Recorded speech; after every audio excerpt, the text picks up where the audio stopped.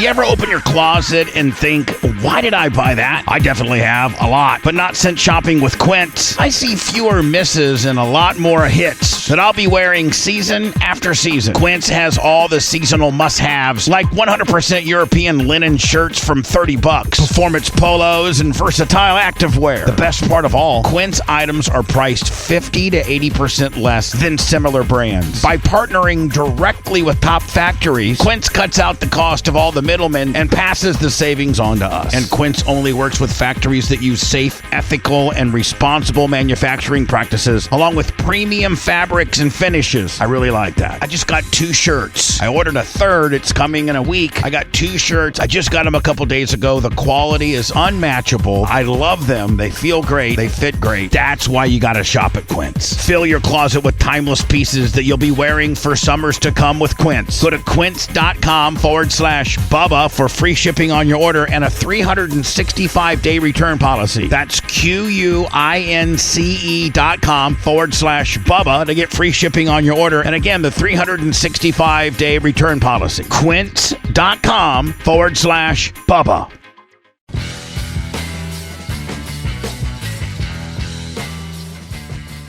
So my drive to Tampa tomorrow, I've had a busy ass week, but my drive tomorrow to Tampa, I'm leaving early and I'm going to be catching up on podcast after podcast. I've been listening to the show in the morning, but I have not listened to any podcasts this week. So I'm just going to, it'll be a stack full, probably podcast from the time I pull out of the driveway of all the podcasts from this week to the time I probably pull into the hotel down in Tampa at the current hotel. So I've been busy too, man. I'm out of the loop a little bit. So, but you're going to be there. So I know, but it'd be nice to be caught up when I got there, right? That's true. But dude, I mean, it's hard to keep up with them. I mean, I show up. Lummy's been fired or something. I only know Lummy's been fired. I should have known this, like. Tuttle has been moved to EP. Tuttle is EP. Like, Bubba's out. Tuttle's in the main seat Bubba's now. Out. Yeah, it's stuff that you should know this before it moves fast. Well, it's best to know before you potentially could walk into a hornet's nest. That's true too. I walk in, everybody's all creepy and weird acting. Like, what happened? Oh, you didn't hear? Like, shit, you really? Didn't hear the show? Yeah. So, how far of a drive is it from? 6 hours. 6-ish. You better start listening tonight. I know. That's what I'm saying. They have 10 hours a day of content, basically. You ain't got enough time. I saw where they started a new podcast today. Yeah, Maria Guatemala and Merch Creek and that's gonna be Heather fun. Wiz and somebody else I was trying to remember, but I just saw it briefly again. I hadn't even looked at socials today other than what's popping up on my phone. So that's going to be cool, man. I saw that briefly too. Yes. Yeah, dude. I look forward to that. Seth made a tweet too that said it went better than expected. I don't know what his expectations were, but that's good to hear. Good to hear. So I look forward to hearing that show too. Just the diversity that is happening here on the Bubba Army Podcast Network is fun. Our show's definitely different. We're not we're not the inner Iggies, if you will. You are. But our show is. I'm a fringes guy. Our show as a whole, no, we're definitely a little bit. We're different programming than. Well, we're part of the damn thing now. Like whether we're. You damn right we are. Damn right we are. We're woven into the fabric. You know what I mean? And it's fun, dude. It's fun. I think this is going to be another show with these ladies that is going to open up a little bit of a different demographic. I think it's going to help. Look, let's be honest. There's a lot of men that listen to our show, Bubba's show. It's predominantly male. I would say it's probably 85. Big sausage fest. It's 85, 90% dudes. Yeah. Period. And that's probably higher. Like you're saying. Yeah. So this could open the doors to some of that kind of stuff, a different demographic. Yeah. And it could help. It could help all of us men, maybe to understand women just a little bit more, maybe a little inner Iggy, if you will, on how it works. I totally agree. And so, that's going to definitely open up some things. And like you said, it's going to help everybody because all of a sudden we got 4 women on a podcast talking, bringing in women. and then a few of those will stick listening to the rest of what's going on. Yeah. And you're going to pick up an audience, outside of that, just kind of, it's like an incidental audience. Like, you know what I mean? It's just by just a chance that they came over and listened to them, and they actually really like them. So, I mean, yeah, it's going to be great. It's going to be great. But look, we didn't mean to get this whole party started, JR. We're talking about Wells Fargo Bank. I dropped some kind of a funny deal, and we're like, shit, why didn't we hit record? Yeah, we just went ahead and started. So we hit record about 4 minutes ago, and we've been going. So you didn't miss anything. We're just a quick recap, just talking about Blasey's heading to Tampa this week. Asked him how far that is and just what all's going on. And then there's a new show that is that they've dropped, or they're talking about. They apparently recorded it today with 4 ladies. Four Bubba Army ladies, yep. Royalty of Bubba Army, yep. So, going to be interesting. We're just talking about how that's going to kind of give a whole new dynamic to the show. This is primarily male-oriented show. Let's be honest. All of the Bubba Network, we know what it is. So it could give a little inside Iggy, as the technical term is, of It is going to be beautiful. I think it's a great idea to bring those women in, especially that know the show so in and out, and have them talk about what they talk about outside the show, but then also to be able to bring in a female audience potentially, and even other male audience into the show. Just more people in the fold.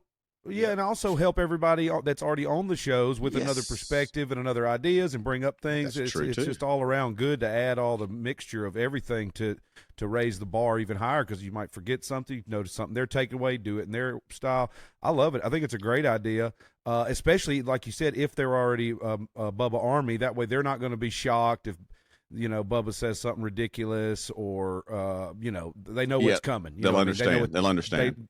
They know the game. They know the rules. It's all good. Help explain how half of it's a work or 90% of it's a work. You know what I mean? Right. Sometimes we're shooting, sometimes we're working. Like, you know what I mean? You just got to try to keep up.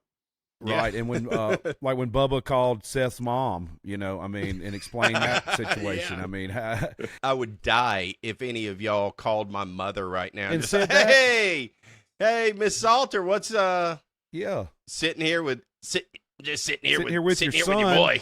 Telling dirty stuff, talking about some and I thought stuff. when he called, and I thought when he called, he was going to say, stuff. I'm so sorry he made you listen to any naughty stuff that I may or may not have talked about. No, he went on, he just sold it even further. He just buried But himself. But let me recap what that was in a more professional way. Yeah, right. And sweet, and as he's calling her sweetheart, trying to talk nice to her, I'm like, it's even more creepy then. I'm like, Bubba, you big hairy sea turtle, I love you so much, but you're so ridiculous. But he knows what he's doing. He knows what he's doing. It's like him and Seth play fighting. Him always up Seth's ass. They know what they're doing. Oh yeah, it's unbelievable. Yeah, speaking of moms, so my mom's been telling me she's been listening to way too much of the show. She called me today and starts talking. No. And I'm driving, and she's like, no, she's not even just listening to the show. She's listening to all our shorts, all our lives. She's like digging in a little too deep. I'm like, hey, why don't you stay back on the surface a little bit? Just listen to the main show. Exactly. Like, listen to this show. Like just this. Yeah, I don't even promote this show. amongst my. I don't even promote this amongst my friends and family. I'm like, nah, we'll just have new fans. That we don't she's know. critiquing us on Instagram. That's why I keep great, the good stuff isn't on Instagram. You're right. That's why we have Patreon. You want to hear the real crazy stuff? It's on Patreon. Hey. Speaking of, that's a great little segue into this, JR. Speaking of Patreon, put up today. It's out there. Go check it out. The legendary RV story that was told by Blasey and myself. Back statutes of limitations have expired. They have expired. So look, you got to be a paid member to hear that kind of stuff. But that is some of the things that old Tiggy is like an archaeologist, going back in time, going back to season 1 when we did this on Zoom with one camera, one track, and Jason Hilton left a comment. It said it looks like we did a podcast in our basement or in our child's room when we were teenagers or something. Like if it was the modern day version of us. That was my child's room. That last one. It was Blasey. I think you were quarantined in that one. And you know when I looked at the video you guys sent me earlier today, the video to me looked just like the first Joe Rogan episodes they have on YouTube. When you go back and watch them, when he's literally with some of his buddies sitting in a living room, they're making a podcast. They don't even know what it is. It's not even a thing yet. They're recording basically a radio show to play later. And anyway, that's what it looked like. I was like, Blasey, them are like acting out the original Joe Rogan podcast episode. Yeah, you would have thought that was from 2001. You know what I mean? You right. Like 2 years ago. 2 years ago. Look how far he's come, y'all. Look how far he's come. One day we're gonna get him a XLR cable instead of the USB jack for his microphone, like a real professional. But until then, just know we're making strides to get farther ahead with this thing. And, you know, I'd heard you talk the other week, Blasey, about that. You're going down to Tampa. I know Bubba's excited to see you. Oh, yeah. And I talked to Justin Timberlake just called and said he don't mind. He'll come pick you up and drive you down will there. Will he drive me over there? Yep, he said he'd drive. He said it was a good time down there. He don't mind driving. He's Bubba Army all the way. And I may have just missed it. What's the plan for going down to Tampa? What's the duration? What's on the agenda? So I'm heading out in the morning. I'm literally leaving here about 9:30 Central Time, right? So I'm going to hit the road to get down there because tomorrow night. Lose an hour out the gate. Yep, because tomorrow night we got a live to do. And so I got to get there, get all my equipment down there, get posted up, be ready for the live. Now, in addition to that, in the morning, Seth is going to be texting me.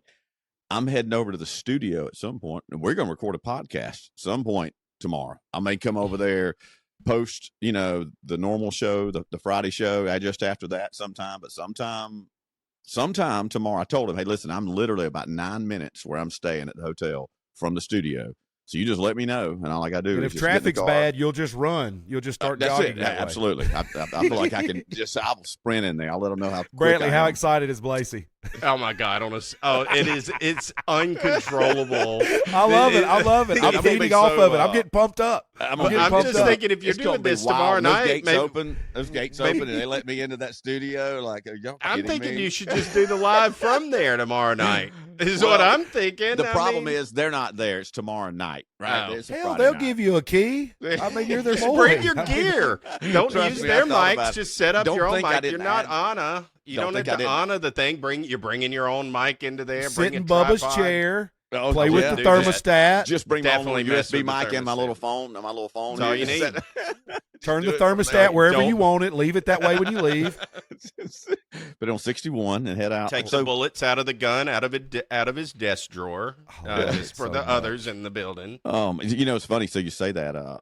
I did include that in my text today when I was talking to him. Let me add this. I will be in town Thursday, and we're doing a live Thursday evening, so I want to make sure I'm available. I'm right around the corner from the studio, so I'm wide open to be there. I know you have good internet at the studio. And I'm just waiting. Is he going to? No, I'm kidding. I just want to be there for the next morning. It'll be like those guys go home. It's Friday night. You know what I mean? They're morning guys. Unless they want to, if they want to hang out, because I was thinking they might do a Bubba 199 like a week or two ago, but they're done with those till the fall. A couple of weeks ago, I was like, if a Bubba 199 rolls out, that'd be cool to get in town and roll into a Bubba 199 if they get an invite and go over there and hang out in the studio with big legend Bob Cook, who's always in the background there. And are you going to the barbershop to get your neck lined up while you're down there? So that was going to be, so I'm trying to squeeze that in there too. Yes, I am. I'm just a little. I don't blame you. I'm not very fuzzy, but I'm just enough fuzzy where I get. They probably really tighten me up. They just tighten it up. Yeah. So it depends on our time. I'm going to try to get over to St. Pete. That's on the plan for Friday too. Gotcha. Fly over to St. Pete and get over there. See if I can't get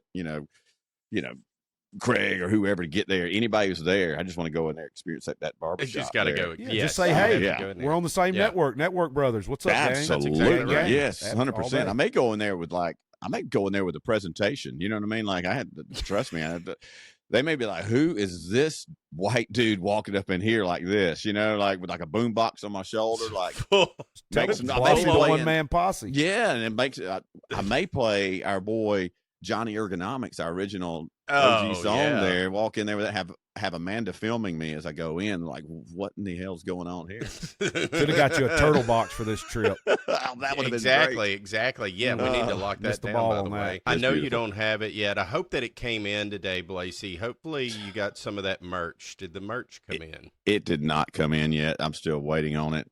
But what we're not waiting on anymore is by the way, we have a special guest. We haven't even announced it. We haven't even announce this man who is coming to join us. Is so gracious with his time, and we couldn't be any more thrilled. But without any further ado, ladies and gentlemen, Tampa Bay legend, NFL legend, Super Bowl winning quarterback, Big Bad Brad Johnson, man. Yeah. Yes, sir. Yes, sir. Man, this is awesome. Let's go. What is up, man? How you guys doing? Oh, man, we are well, brother. What about you, man? Doing good. Doing real good. Man, I'm liking that backdrop you got back there. You got some action there, don't you? Look at all those Oh, helmets man, and we got a everything. lot of action. All right. You can see, you're in my ping pong room right now. You can see my Larry Bird guys. Yeah, love You it. can see all the chatter over there and stuff. So this is where we are, man. Wow, I bet that's you have awesome. had some competitive moments on that ping pong table, hadn't you? It's brutal, man. So I don't know if you can see over here. Can you see in the far corner? I don't know if you can see the can you see the trophies over here? Oh, yeah. Yes. Yep. Hold on one second. I'll take you over here. All right. So that you see what the fuss is all about. So I love it. we play. I don't see all these championship belts.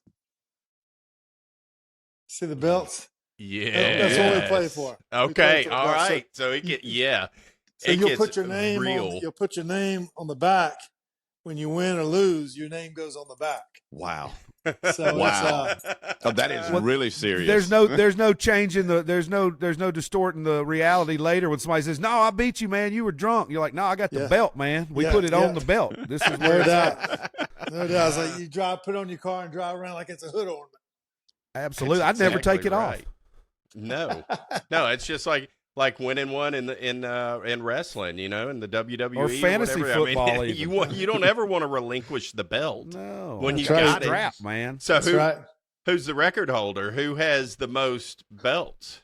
Well, I got the most belts, but here's the deal. I'm at the point now. I only play people I can beat. I don't want to give those things Smart. up. You know what I mean? That is stuff. smart. Yeah, smart you were- champion. That's a smart champion. Yeah, Fun no and all doubt. until your kids got big enough where they were actually Well. competitive. And you're like, all right, now y'all play each other. I'm playing my friends. Well, that's for sure. Right now, Max, my oldest son, he's really, really good at ping pong. Is he? And it's I used to just kill him now. No, he's got the belt. So I kind of Oh, there we go. I'm holding it for him like it's mine, but it's his belt. So I love it. Do you I'll think, give credit where credit's due. no doubt, do you think the ping pong and stuff helps the hand-eye coordination for what quarterback has to do? I do. I think all sports there's a carryover, and I wouldn't Yep. say just because you're good in ping pong or golf, you're good at football. But Mhm. I really do like, and I think I go back to like my basketball days. Like, one, you're playing a team sport, but there's so many plays that take play. Like there's an out of bounds play. Is it man to man? Is it full court? What kind of press is it? Is it odd front, even front? Is it how much time's on the clock? How much timeouts do you have? Like, how do you set the pick and roll? Like, what's the play on the sidelines? Can you come up? Can you be a quick twitch thinker and not alone a competitor and win, lose, deal with adversity, deal with all of it. But I do think there's a carryover, from just competing in sports. Like, I think it matters. Are you coachable? Can you help others? Are you the best player on the team? Are you the last player on the team? You know what I mean? Like, how to be a good teammate regardless. I think there's a huge carryover, for quarterbacks and for all athletes really to play some kind of multiple sport. And I honestly think that's one of the big, coaches brag on in high school. We want multiple players, but they're not really set up for that. Like, you take your Right. summer workouts. I'm not trying to change the subject on you, but No. but That's but where I I was really going am. with it. Yeah, like summer workouts. Okay, so here in Georgia, I mean, football. It's you know what I mean. You live it's it, man. life. I mean, yeah, it's life. It Yeah. means something. You know what I mean. So you have workouts at from 7 to 11 with the practice and then the weights and running, but then you have basketball that takes place then. But then you're trying to go to some college camp, Thursday, Friday or Saturday, Sunday. But then they want you to run the 40, and then they going on the clock, and like, how can you do it all? It's a grind, man. It's a grind. It is insane right now. I've got kids that are 17 and 11, and it's just nuts what the expectations are, especially like my youngest one playing baseball. In baseball, it's wild what they expect, and I've been hesitant to kind of go full bore into some of this stuff because, like, hey, when I grew up, you could play 3 sports, and you could You know what I mean? And it helped you to balance yourself out. And there were some great athletes. If you were really good enough, you were going to make it. But now, dude, it's the demand is just off the charts, man, and what they expect and the expectation is. But, at the end of the day, you got to put the work in, and whatever the blueprint is for the day, you better follow it if you want to get to where where you're trying to go, So yeah, no doubt. That's the one thing that I could say has always been the MO for you, Brad, is you put the work in, and your whole career and watching you. Yeah, you're just a little bit older than me, but not much. Yeah, and I watch you play in your whole career, but you always seem to outwork everybody. And that was just thing. You were so determined, and you still seem to be that way, even with all the trick shots and everything. Your determination is there. Trick shots are great.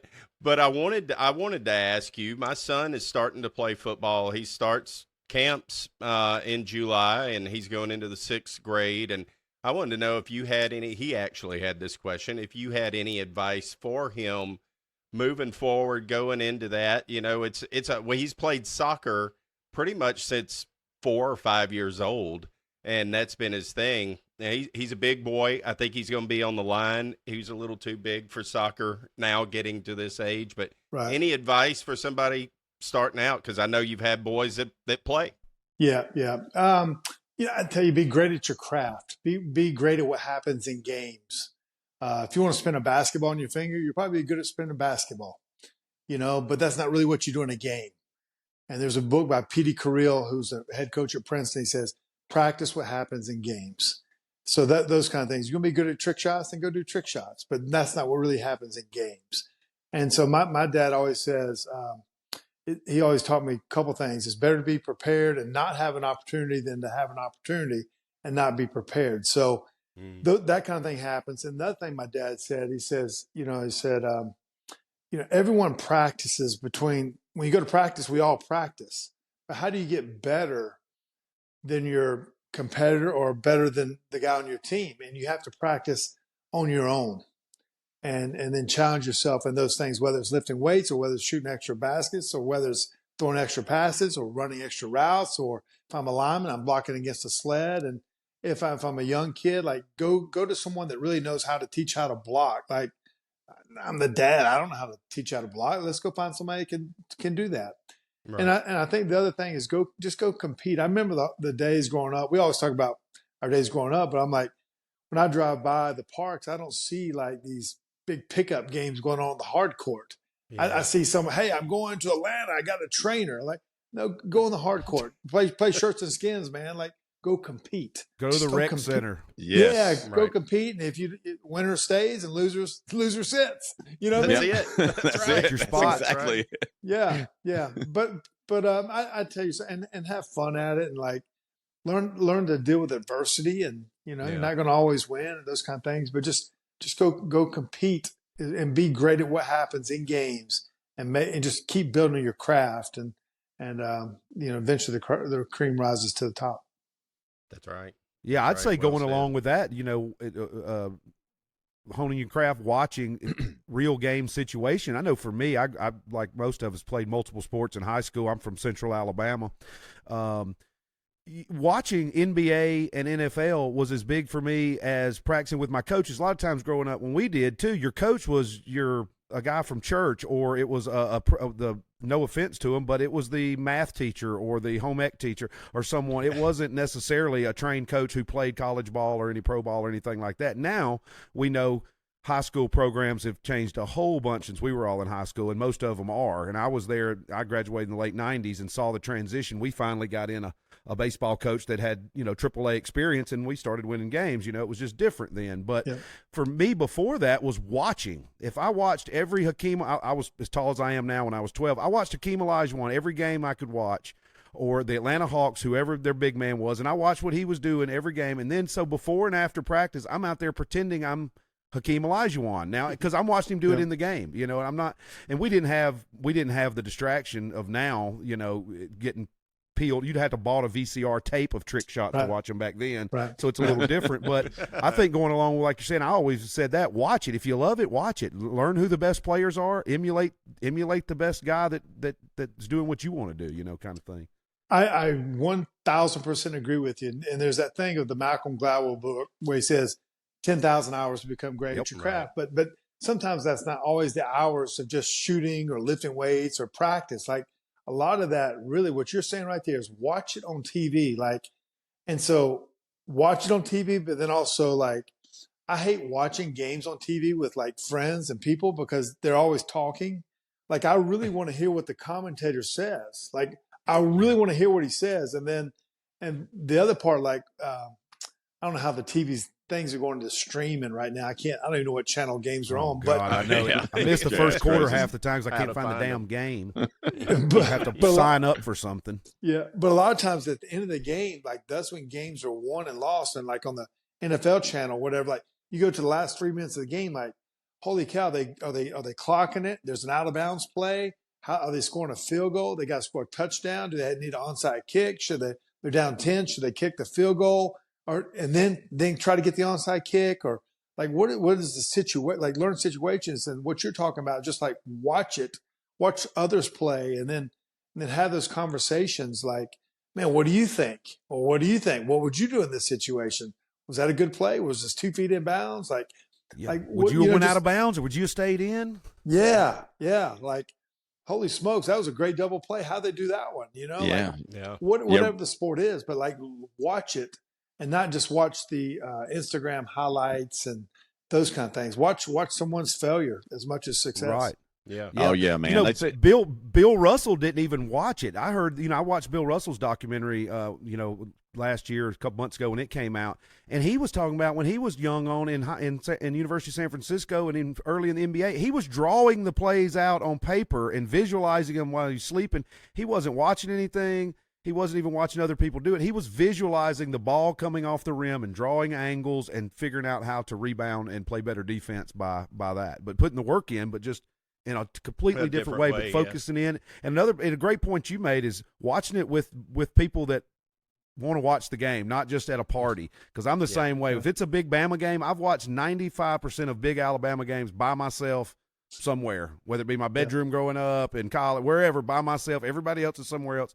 I want to watch and listen. I want to hear it. I don't even want to go to the game. I want to watch and listen. Yeah, I can only imagine being a Super Bowl winning NFL quarterback and then watching the game casually after you've retired in a room with a bunch of people being like, I'm sure I don't think you see the game the same way that we see the game, Brad. It's just a touch different. Just a touch different. Just a little different. A little bit I don't even see my friends when they're in the room because I got the volume. I'm turning the volume up as high as I can.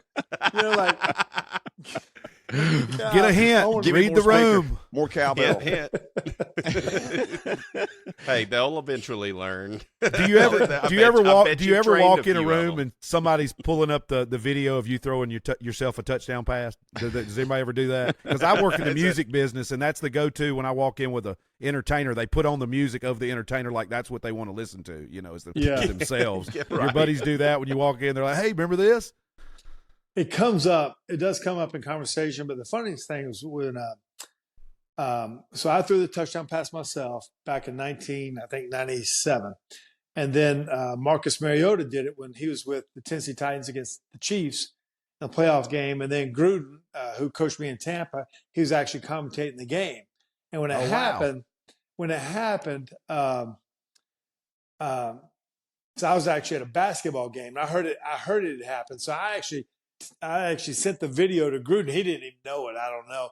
And the next thing I know, he's got his own personal cell phone holding it up to America on whatever channel he's on. Hey, the Bull, Brad Johnson, just sent me the film of him doing it himself. He's trying to show America on his little phone back in the day. That's great. It was a unique play that happened. I was the first one that ever did it.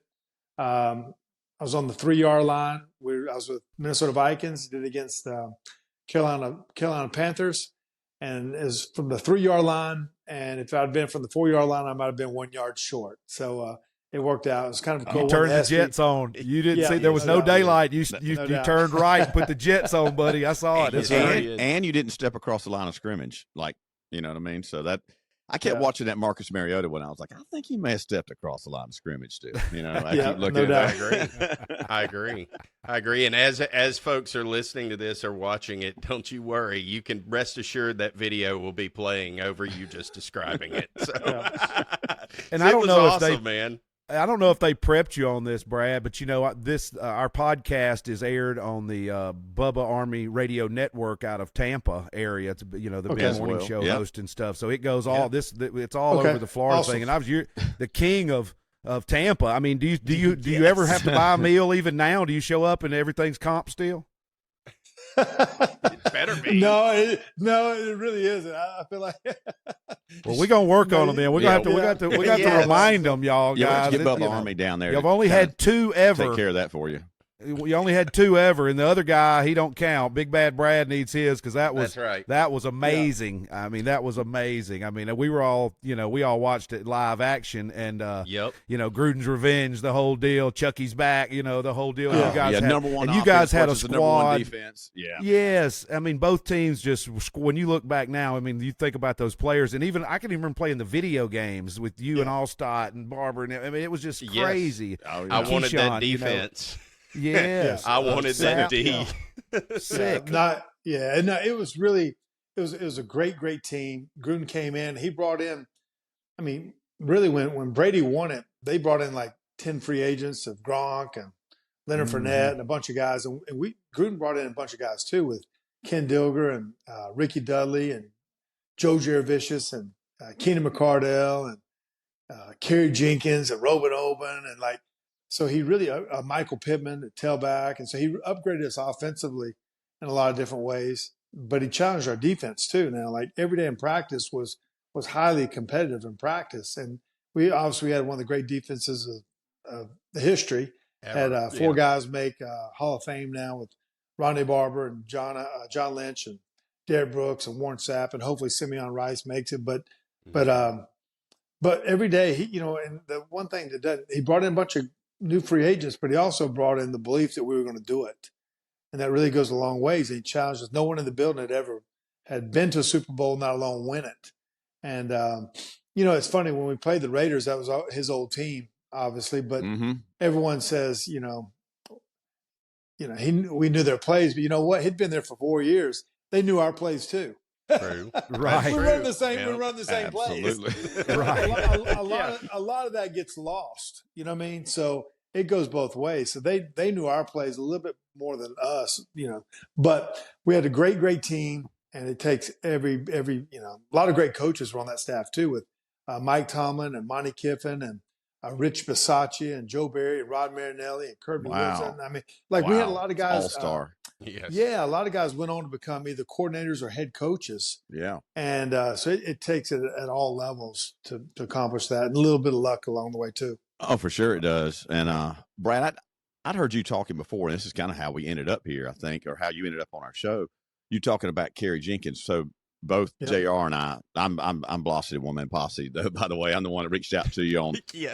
So we hadn't even formally introduced ourselves. That's Tigs over there with the green trim, and then we got JR the handler here. And so JR is a tour music manager, so he manages country music artists and stuff currently with Justin Moore right now. So but we do this for fun. So but I'd reached out to you, and because Kerry Jenkins, I'd heard you on another podcast or another radio show over a year ago, just talking randomly, and I heard you talk about how instrumental he was in kind of shoring up that offensive line, bringing him in there, and with other players as well that you'd mentioned, and I just thought that was super cool because Kerry went to Troy, so yeah, and he was there.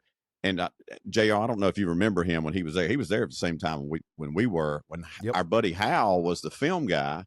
We saw him. I saw Kerry at two homecomings ago at Troy. We were hanging out and we were talking. He used to get Hal and make him sit next to him on every plane ride and every bus ride because Hal was smaller than all the other players. More room. So you need to talk about some film stuff. And so, so he'd have more room. So every time he'd be like, film guy, come on over here with me. I definitely remember. He played with like Cleve and that whole bunch. I mean, that whole Lawrence crew, Tynes. that whole crew.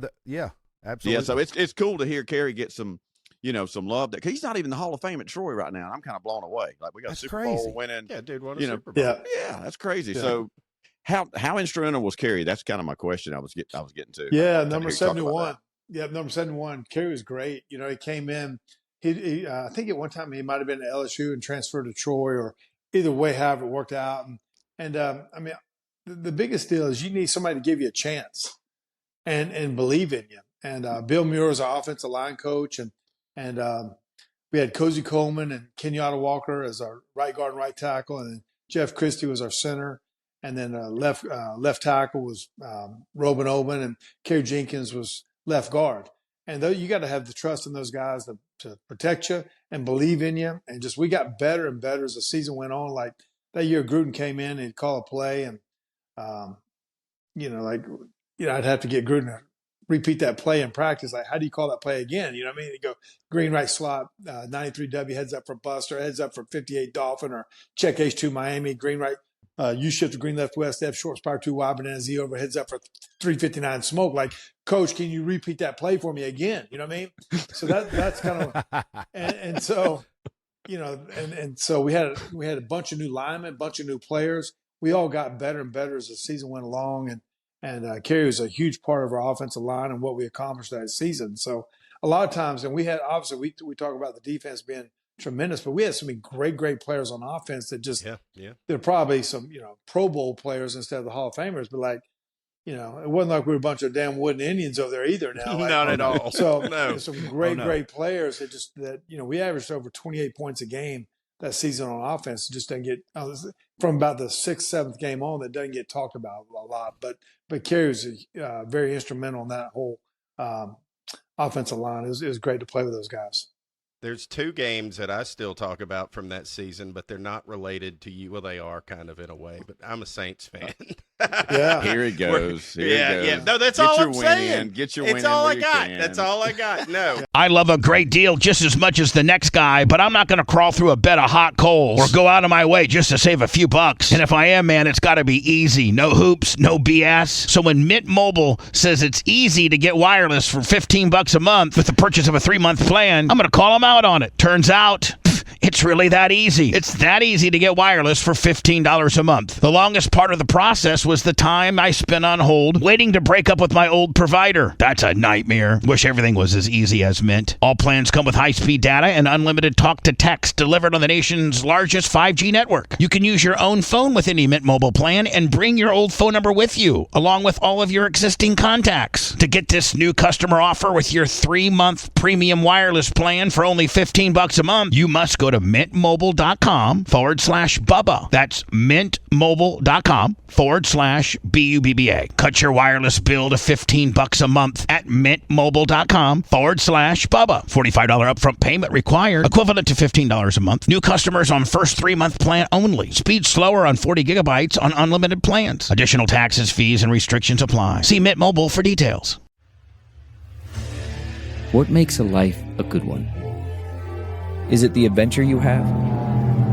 Or the friends you find along the way? Maybe it's pursuing your passion while striving to protect, defend, and save what you believe in every single day. So what makes a life a good one? In the Coast Guard, we think it's all of the above and more. But you'll have to find out for yourself. Visit gocoastguard.com to learn more. Hey, we beat Brady on their way too. Yeah, I had no issues with Tampa Bay in 2001, 2, 3, 4. I had no issues. It's later on as the Breeze era and some of the, that's really where the disdain would come from Tigs with that. But I that was still an incredible season. Those 2 games were memorable for me because y'all were good. I mean, right. It was like, if we can win this and we can maybe sneak in the playoffs, maybe we can get on a run and finally make it to a Super Bowl. And it worked out. We finally got one, too. Yeah. So, but it had to be a similar feeling in Tampa that it was in New Orleans when New Orleans finally wins a Super Bowl. It's that relief of and it almost unbelievable from what the Bucks had been in the 70s and all of that, all the way through to finally get to the pinnacle. Same story with the Saints. They're very similar as to what that feeling's like. But, I mean, ultimately, you got to say that Tampa Bay has been more consistent with winning Super Bowls. So, that's the only good thing I'm going to say. No doubt. Now, the Saints, they beat us twice that year.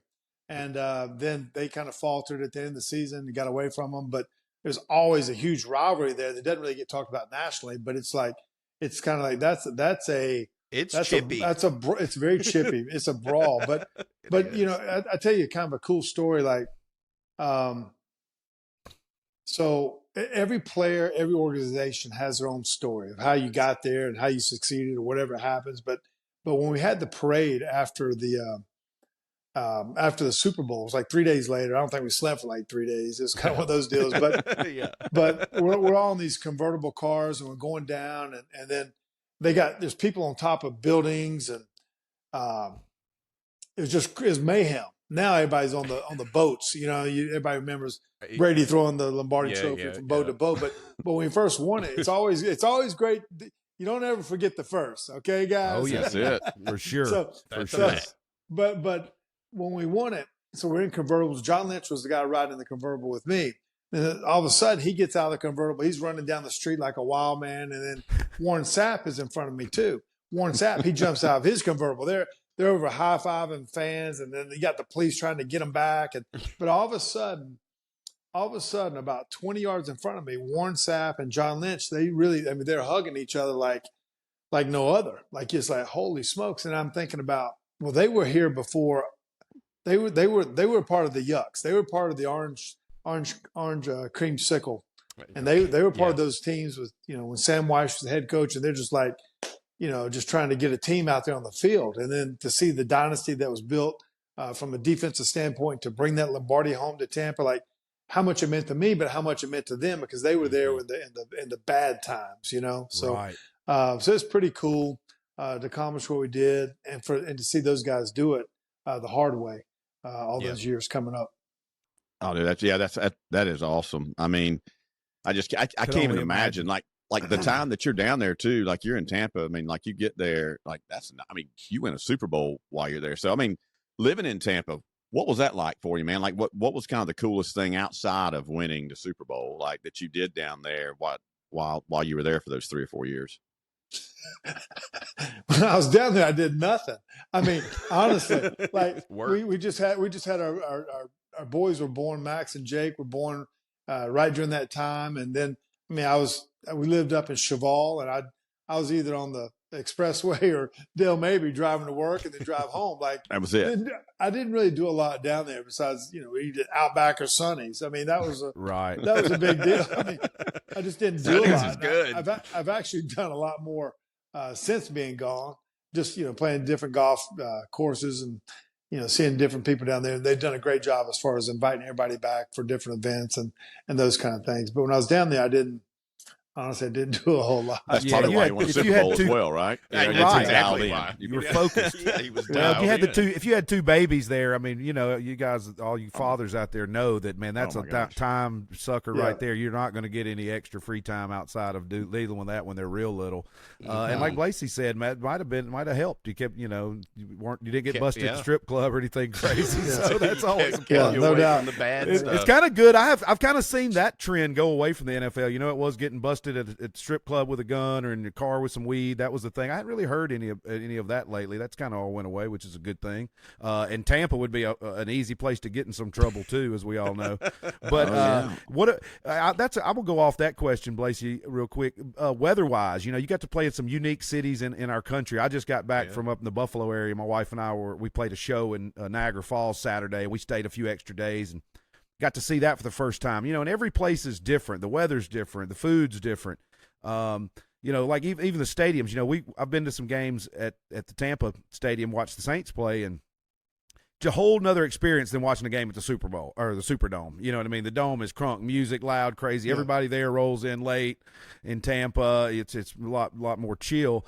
But as far as the cities that you worked in and lived in while you were there, working, what was some of the pros and cons? Any of that? What was your favorite? Do you like the heat down there, or did you enjoy getting to live somewhere it was cool for once outside of the deep South? Yeah, I actually played in Minnesota for 9 years. I played in Washington with the Redskins at that time for 2 years. That was a childhood dream of mine growing up in North Carolina because that was the closest team, NFL team, really to us, and I just loved them at that point. And then Tampa for 4 years in Dallas.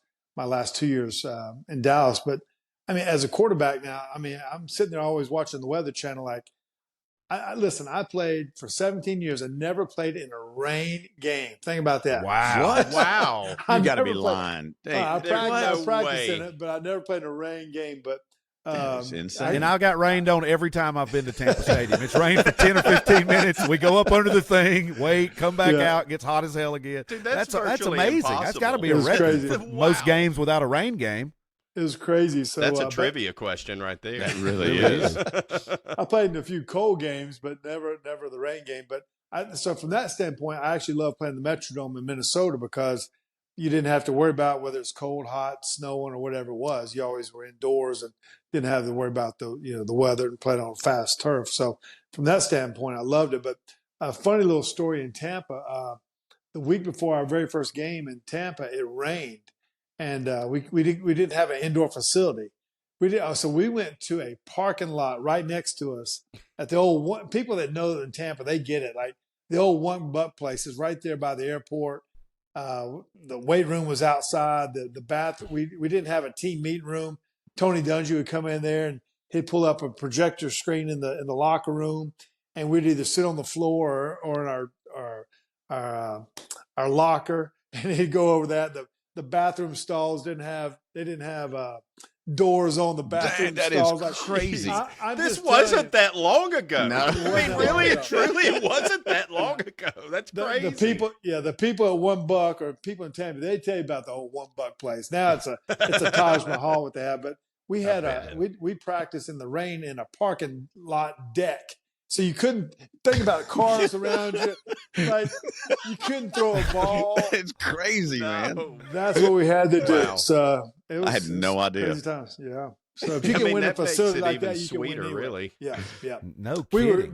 We felt like we were full of grit, tough, playing in any kind of circumstance, and those kind of having to deal with not having those kind of facilities or nice things. You just kind of learn how to deal. Man, that's wild. It's Yeah, kind of like Tampa's a different we'll place show down y'all. there. You got all that nice stuff. We'll show you what us good old rough boys can do. Y'all in there all We done fancy, practiced all fancy. parking We'll lot. show you what we can do. We practiced in the damn parking lot on the asphalt. We did. Yeah, You got to bring it. dive over the car.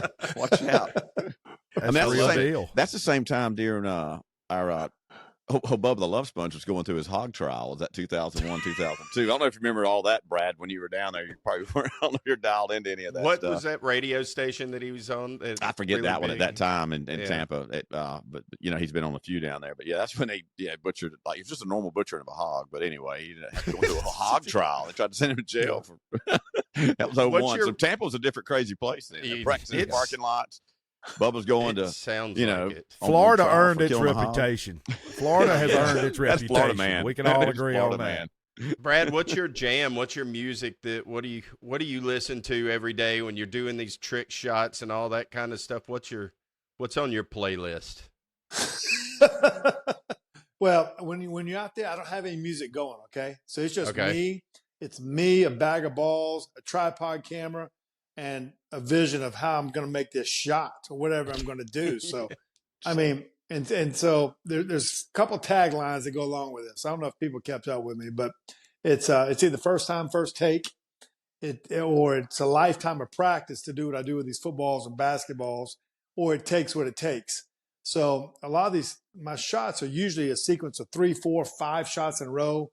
It could be with a football. It could be with 2 basketballs at a time. It could be shooting over the backboard. It could be shooting the length of the court. It could be shooting free throws, one overhand, one underhand. It could be bouncing off the ground. Like there's all kinds of crazy stuff. So these shots have either taken, honestly, like it goes from first time, first take. It could happen within 3 minutes, or the longest one has been 15 and a half hours. So Oh, man. I try to make these things so hard that no one else can do them, from the standpoint of not can you just make a shot, but like, are you willing to stand there and take this many attempts and shots and just challenge yourself? Can you make the freaking shot, man? So it may, I mean, like, so here's a sequence of how it goes. Like, so the first shot may be like 2 basketballs, a layup. Like, try that one. Okay. See how long that one takes you. And then go behind the backboard and shoot 2 basketballs over the backboard, and then come back and bounce 2 off the ground, and then finish with 2 basketballs with 2 free throws at the same time. So if I miss that last shot, the 2 free throws went in, I'm pissed, man. Like it didn't go in. But think about you got to start it all over. Oh, think about those 4 other shots I just tried to explain. Like it's hard as hell, man. So yes, like to make 1 to 1, not alone the 5. So when that thing, when you see me celebrate, like it is true jubilation. I can't explain it. And I look around for the 80,000 people that want to celebrate with me, and I don't see nobody but me. Not a soul. It's your dog looking at you. Yeah. The game has changed. It has changed, but I mean, so it's true jubilation when it happens. It's like honestly, it's like therapy. Like, can you set this goal? Can you do it? Are you going to be able to get it done? Like eventually, I know I am, but like I don't know when. And it's just like, so it's the thing of don't quit. And the more you practice at something, the better you get. And that's what I've noticed with it. And so, I've noticed like doing all these trick shots, just how many other people that do other things. There are just a lot of talented people out there in the world that sometimes it doesn't get on TV. Maybe it's on Twitter or Instagram, those kind of things, but just the respect of other people's talents at the same time.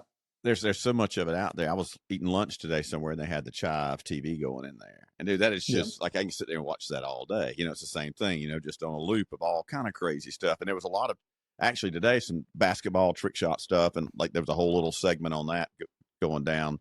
But it's pretty wild watching you do that, especially like that corner pocket second post thing you did. Oh, yeah. At first, I didn't understand it because I was like, okay, he's just hitting the post, but I was like, oh, he's not hitting the post, the first post. That's the second post.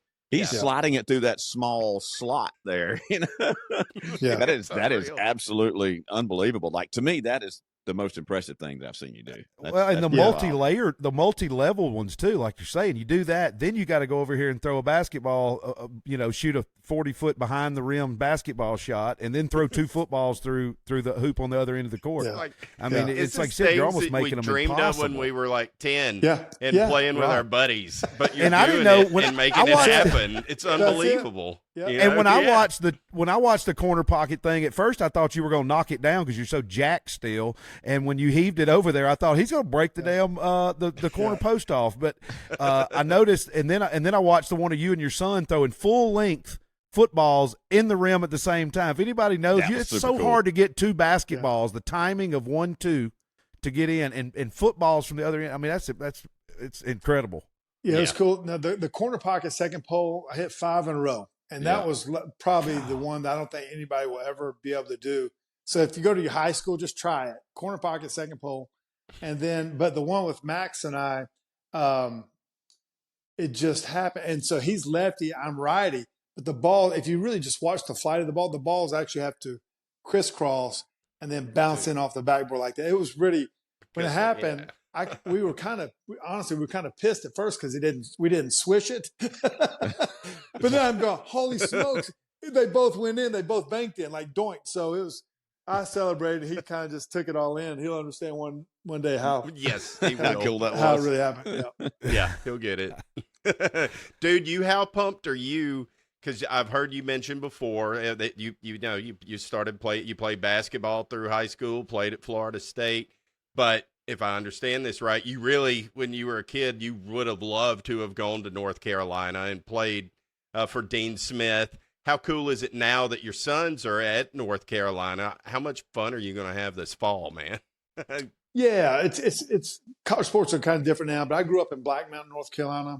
Roy Williams, he used to coach at my high school before I did. He always used to come back to all my youth ball games and middle school ball games and recruited me when he was at Carolina, and kind of got to go through the process a little bit with Dean Smith. But so I grew up watching Phil Ford in the Four Corners, and Brad Doherty was in my high school, and Buzz Peterson. I used to watch him play all the time. And like, I was an avid basketball nut fan. And, but now for my kids, like, it's great for them just to kind of blaze their own trail. It's a lot. Yeah. Kids are going through a lot. It's hard to explain what's really going on in college sports, and each kid has to find their own way. But they're both excited to play for Mac Brown, the head coach there, Hall of Fame coach. And it's just a good fit for both of them. For me, it's kind of cool for Max a little bit. Chip Lindsey's the offensive coordinator, so we had a connection with him. and this the transfer kind of thing with him recruiting him. But then Clyde Christensen, he's the QB analyst who actually was my coordinator at Tampa for a year. So it's kind of good. It's kind of unique that he coached me and then he's getting to coach my son, 20 some odd years so later. Cool, man. Yes. Pretty cool. That is cool. So it's funny. So Chip Lindsey was at Troy for 3 years. Now, he didn't have a ton of success as a head coach, and when you look at that final record, you can go back and look at several of those games. He lost by single touchdowns, single score games. But what he did do is he recruited unbelievably well, and he knew how to develop a quarterback. And like you saw that as soon as John Summerall came in there, and they won 12 games the very first season. It's like he obviously had talent there. Quarterback was in good shape. And so immediately, even though we weren't happy with the success he had in those 3 years with, wins and losses, you realize like, hey, he did some good stuff here. So I think he's in a great spot there in a role that he does really well in. So that's super cool. When I saw that, I was like, man, I think this might be a good spot for him, for Max to go in there and really, really be able to thrive, so that's cool. Yeah. No, it's a great fit. And I think what goes unnoticed a little bit is just the relationship part of it. Just how do you get along? Do you get along? Do you talk to your players only in practice and then see you tomorrow? Or do you have a relationship with the kids? And that stuff really matters. It goes a long ways, especially now in college sports. Like, can the coaches have a relationship with the kids besides, how good did you do in today's practice? So that part of it is great. It's just a great fit for both our boys, Max and Jake. That's awesome. That's so awesome. Cool. I was reintroduced to you post football because of your videos. And of course, I'm an LSU guy too. We live here in Baton Rouge. But then Max coming here to LSU, and then it was awesome, and loved seeing you at games and whenever the ESPN and all would go over. So I've been a fan, been cheering for both your boys. And so I'm looking forward. In a Mac Brown system, I think he's going to thrive. He seems to be a grinder like his daddy. He kind of gets that, just, persistent, and the persistency is key. I'm pumped. I'm pumped to see what he can do up there, man. Yeah, last 2 years he went through injury, broke 3 ribs last year, broke his thumb the year before, so he kind of got to get over that. Really had, if you look kind of the year he had at LSU, the second year really had threw a lot of touchdowns and kind of had some success, and some weird things happened, but it's just a matter of just timing and a fit kind of thing. So excited for him. Yeah. I think he's got big things coming, man. I'm pumped for him. Oh yeah, that's going to be awesome. Hey Brad, I do got to say something before I forget about it. I don't want to go on here. So, you're a trick shot master, and what we're getting ready to do is we're going to break the world record for the longest. I've already got the trophy made. This is going to happen. I don't know who's going to break it, but somebody is, for the world's longest cornhole toss.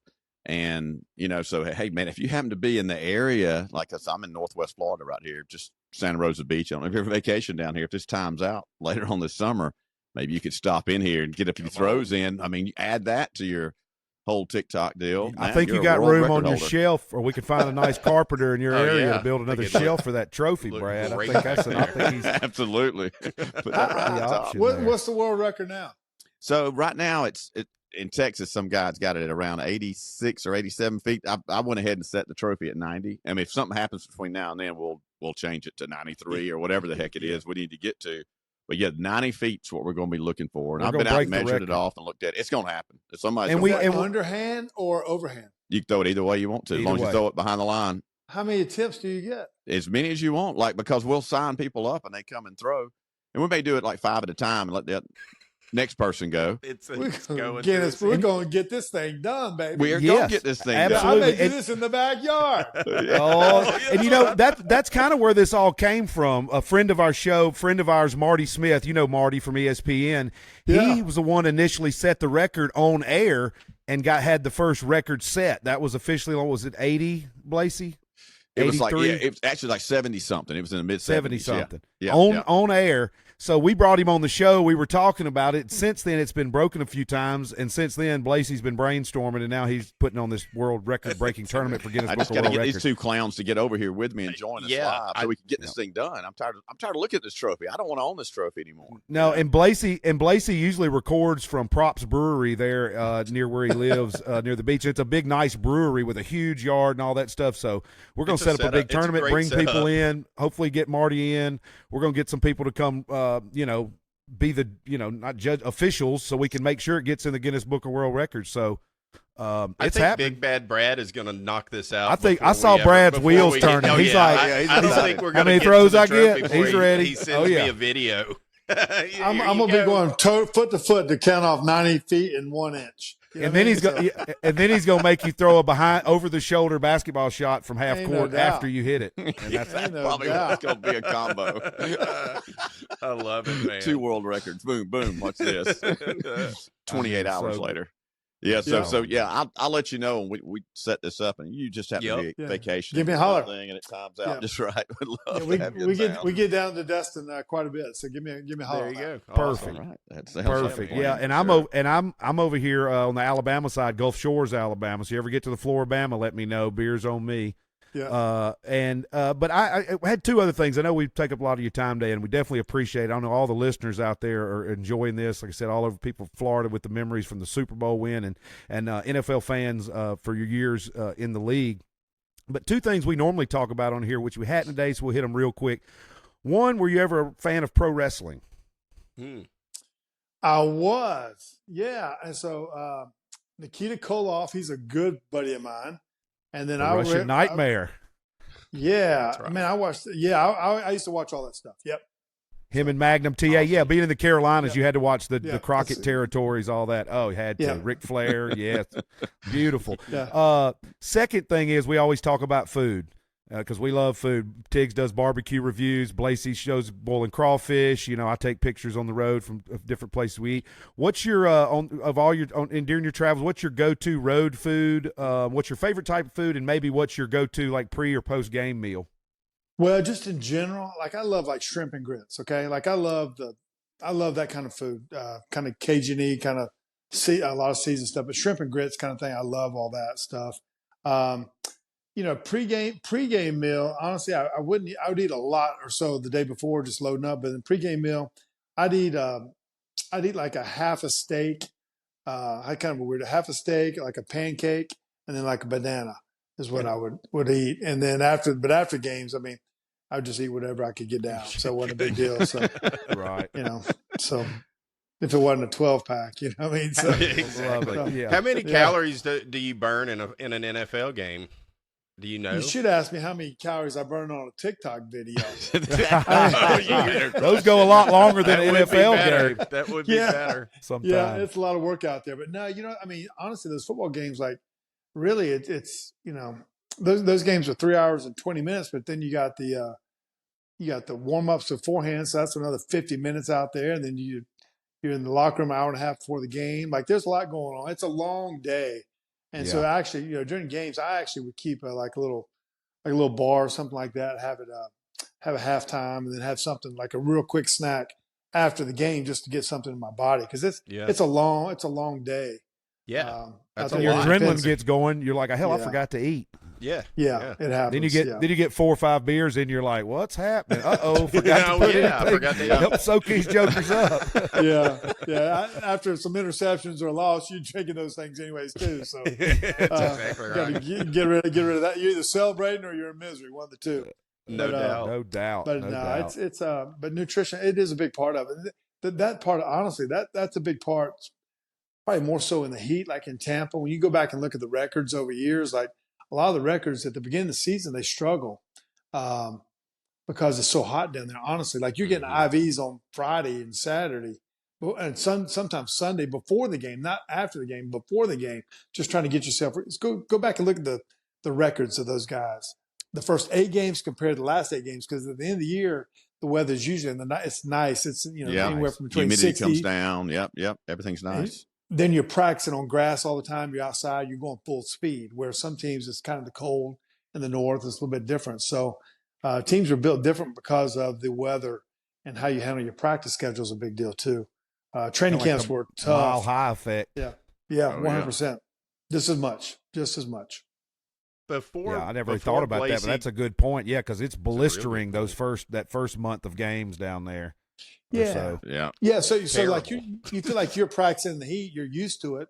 But honestly, the teams coming in from the north, they're not as dehydrated or fatigued from the week of practice from the heat. So that's where like if you have an indoor facility, honestly, you should be practicing indoors. Probably 1.5 of those practices, or do the, practice for half a practice, then go back in the indoor, just so you're already in shape from the, from the workouts in the summer. And that being in shape is not the issue. Just dealing with the heat and dehydration, that's the bigger issue more than just that, Right. Yeah.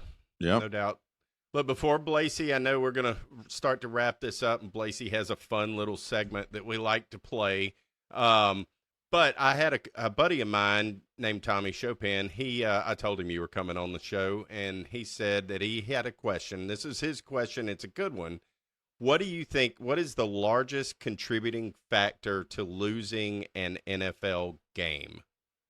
What is that? Biggest thing? Like what is the biggest? Turnovers is, I don't know specifically, but turnovers, it is the number one cause of games. And in the NFL, compared to like college games, college just changed the rules as far as the game clock, where you used to get more plays. And now they used to get the clock would stop after every first down. So you would average about 75 to 80 plays in college.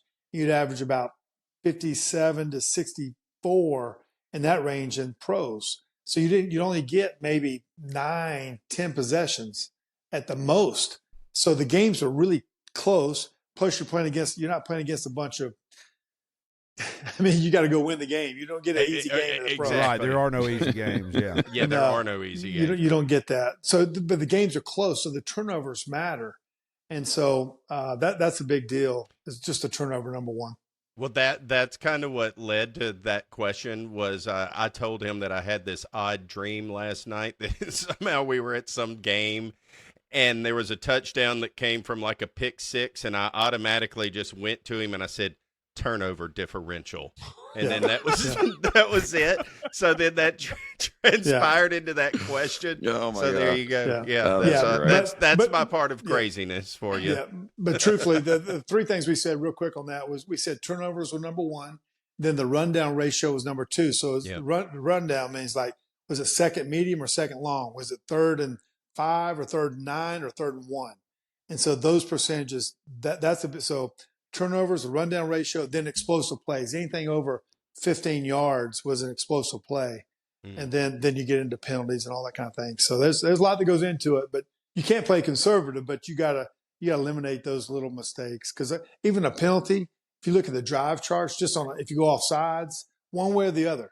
If the defense jumps off sides, then you're probably going to score. If you jump off sides, like, not that it's going to happen, but it kills drives, no doubt. Yeah. Is that why the game is played so statistically now with Microsoft being a part of the NFL, everybody having tablets and all that? Is it all this data that's just coming in that you can maybe start to move apart here and there? Is that happening behind the scenes? I don't know. I think the tablets are just honestly you're watching the plays that took place. So when I played, it was on Polaroids. So you'd look at the black and white Polaroid, but you kind of get a feel for what was happening and all that. But now it's the tablets. So you see the play, but the analytics are like, do you go for it on 4th and 5 when you cross the 45, or should you? And more so in college, do you go for the 2-point play? What's it worth? So you gamble a little bit. College, I think you can gamble just a little bit more on that kind of stuff than the pros. But those analytics, they got the charts over there and they go through it. But at the end of the day, it's about players making plays and believing in the plays and getting it done. Yeah, and also those tablets are probably to explain the damn rules because they change a few rules every year. That's got to be so frustrating for modern teams and coaches and everybody because you go into it you're like, now where are we kicking from? And can we do this or can we do that every year? They never fails. Yeah, it's a lot. It's a lot. No doubt, Blasey. Blasey, you got your rundown? Oh, we're ready. Yeah. So this is our favorite part of the show. It's funny. We actually checked off a few of these. So I had to. I'm sure we did. On the fly. I'm going to have to make some adjustments here. We like to do a little thing called little bits of controversy here at the end of our show, and just kind of get your opinion on a few things. Nothing crazy. No, nothing too wild. And so NIL in college football. Do you think that's a good thing or a bad thing? Both. Yeah. Both. I'm all for people making money. I'm not, I don't know how a lot of schools can keep up as this thing goes on. I don't know how, if I'm a businessman and I'm giving money and then the money where that kid was supposed to go to. He's not playing or not performing the way he's supposed to play. Those kind of things. But obviously, I think, it seems like a lot more money than we knew was going to the schools or the NCAA. So I am glad for the kids to get money, but then, it's a double-headed sword, man. Mm-hmm. So how much you promising a kid that he's going to get to play when maybe he shouldn't have started at the beginning of the season when you paid another kid or a dad was in there talking to the coach or the collective guy. Like, I'm being real about all that kind of stuff. So it's an interesting deal, but it all plays itself out in the end, So a lot of people have likened it to the Wild Wild West, and I think that's probably it's crazy. It sounds it's like crazy. It's crazy, but that's where it's at. And somebody's got to get a hold of it. I wish every kid on the team. It's harder from different levels. Is it what size is it? Is it SEC school compared to a lower level school or those kind of things? But you wish each kid on the team was getting some kind of supplement if that's what we're doing compared to maybe your top 10 players, right? And then those kind of things. I wish every kid would get something, and I wish it'd be almost if they're doing that, might as well just do a payroll for the whole team and give everybody pretty much the same amount if they could. But that's it's tough. It's tough. It is. Yep. We don't have enough time. That's a whole show in and of itself. I'm glad that we tapped on this here at the end. Saban's working on it. Fear. Saban's working on it. Saban's working. Yeah, that's right. Saban's there to save the day. So better city, Minnesota or Tampa Bay? Ooh. Yeah, I love both of them. I love both of them. It's not fair. Yeah. Hey, it's controversy. They've both been good to me. I can't. No controversy. They've both been good to me. They have been. A lot of good fishing in both. I've fished in outside of Minneapolis and Minnesota up there. It's beautiful country up there in the summer. I don't know if I could handle those hard winters being from the deep south, but I guess, like I said, you were indoors there. That definitely helped. We were indoors. Yeah, that helped. I went to a playoff game with the Saints and that one that they lost with the Hail Mary. I was at that one. But when I left New Orleans, it was 52 degrees. When I got out at the airport in Minneapolis, it was minus 18. I've never felt that before in my life, and I don't ever want to feel it again, to be honest that's with special. you. It's terrible. I went to a random... thank God that you played inside the Metrodome back then, man. Ugh. I went to a random Bears game one time when I was in Chicago, and I remember thinking, there ain't enough liquor in this place to keep me warm from all this. This is ridiculous. The good thing in Minnesota is it's like going through a rat maze. They have all these tunnels that just go through the buildings that will take you into the stadium now. I don't know if it was that way with the Metrodome back then, but that's the way it's set up now. But still, you have to go out at some point. Just for a minute, and when it's minus 18, that is not fun. Yep. No, I totally agree. So we're talking about food. So are you a crawfish guy? I'm not. Nope, I'm not. Okay. Can't claim that one. Can't even. Well, I can't even. Not even in the time that you were here in Baton Rouge. You didn't ever. No, I didn't. I didn't avoided them. No.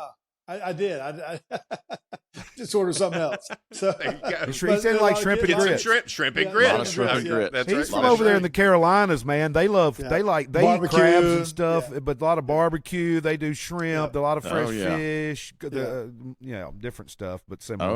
Oh yeah. Well, I'll tell you this, next time you're down in Destin, I will go ahead and give these guys a shout out. The Bay Restaurant in Santa Rosa Beach, which sits on the bay. Jim Shirley, they've got a really good shrimp and grits there. So if you're down here, to me, it's probably the best shrimp and grits around here. And Pensacola is another place over there that he actually used to be the chef and developed that recipe as well. Shocker of the year. So if you're down here, I would definitely highly recommend that. One last thing here for you. Like when it comes to UAPs and UFOs and aliens or whatever, we talk about that a lot on this show. And I was just curious if you could tell us about your experience with either UAPs, UFOs, aliens. Have you had any experiences there? I haven't seen them. What? So I don't know. I haven't seen any. Not even after 15 hours of trying to trick shot outside. You haven't seen something? Yeah, that's hallucination at 105 degrees outside. So you know what it is? And this explains everything. This all just came together beautifully. It's just like he's down in Tampa. He didn't notice the Mons Venus down there. He didn't notice the dollhouse. He didn't notice all that because he's focused and dialed in. They were probably aliens sitting over you watching you do these trick shots, and you're so focused and dialed in on what you're doing, you don't even pay attention to them. So it makes perfect sense. I'm not sure what you're talking about. So I just got to get this ball in there 5 times in a row. That's right. I love it. Wrestling Aliens is not a real game situation. I'm not going to practice it. I'm not going to let it enter my mind. I'm not going to waste brain space on it. How is he going to help me make this shot? You're going to make this shot. Get away. That's hilarious. But we'll check that one off. We'll check that one off. But now we know. But man, look, man, this has been fun. We've taken way too much of your time tonight. We are so grateful and appreciative for you to come on and come on our show, man. It's been a blast, and hopefully we can catch up with you down the road. If not, at the world, if not breaking the world record. Yeah, we're going to break a world record in beanbag toss. That's it. I'm going to reach out to you. I'm going to let you know when that date's set for sure. Yeah. I'll let you know. Big Bad Brad. Hey, what's your socials Marty on Smith Big Brad? versus Brad Johnson World Championship. Bring in Marty. It's out there, baby. Bring it on. Yes. Bring it on. Bring it on. Yes, and good point there, Blasey. What are your socials? How can everybody follow you, Big Bad Brad? Yeah. On Twitter and all that, it's Brad_Johnson_14. And you'll see, I post something. It's called Fun Friday. So Fun Friday, that video comes out by 8 a.m. Every video that I do. So great one's coming out this Friday, and all that stuff on Instagram, TikTok. It's the same thing. Brad_Johnson_14. Everything goes Big Bad Brad 14. Awesome. So you'll have fun with it. We'll be retweeting that for sure. 1,000%. Getting that this Friday's going to be outstanding. Just to head you up. All right. So, awesome. There's a tease. All righty. We can't wait. And we can't wait at all.